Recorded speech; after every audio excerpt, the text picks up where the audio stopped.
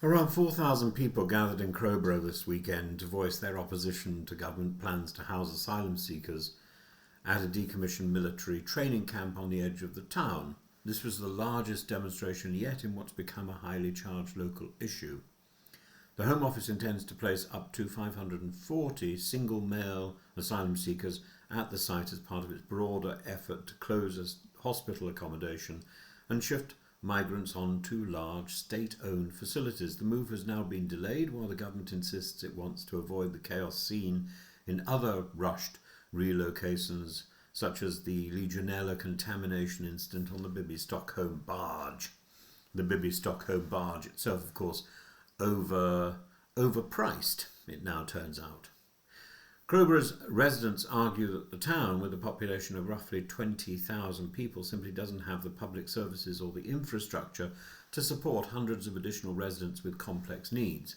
Campaigners point out there's a limited transport system, few employment opportunities, scarce community facilities beyond a small high street and a leisure centre, and their concern is not only about pressure on local resources but also about integrating large numbers of people who will be free to come and go.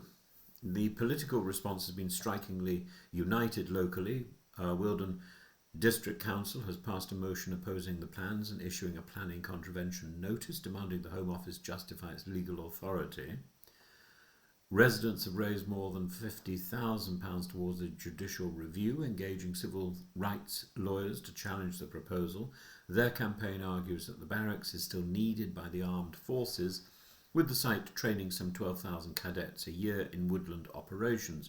Ministers claim the opposite. The barracks represent a necessary part of their asylum reforms.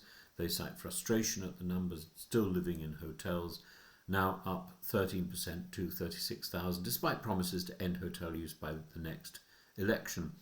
Officials insist that military bases offer a more appropriate and cost-effective alternative, particularly while asylum applications exceed 100,000 a year and small boat arrivals remain stubbornly high. This local argument now reflects a much larger national dilemma. Net migration has fallen sharply, but asylum pressures have grown. Voters demand fewer irregular arrivals. Hotels must close, but every proposed alternative sparks community resistance. Crowborough is not acting alone. What began as a policy intended to show firmness on migration has instead exposed the government's lack of capacity, legal clarity and public consent. The Crowborough protests mark a warning.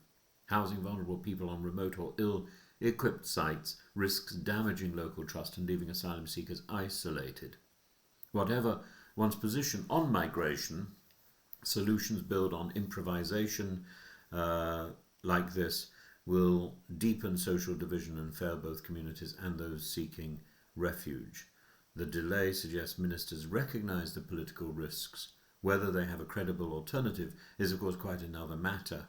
The real issue is that, as ever, if the government wishes to deal with the asylum problem, it needs to deal internationally with redefining the 1951 Refugee Convention. And until it bites that bullet and deals with that issue, this is just icing on the top of a really quite squalid cake.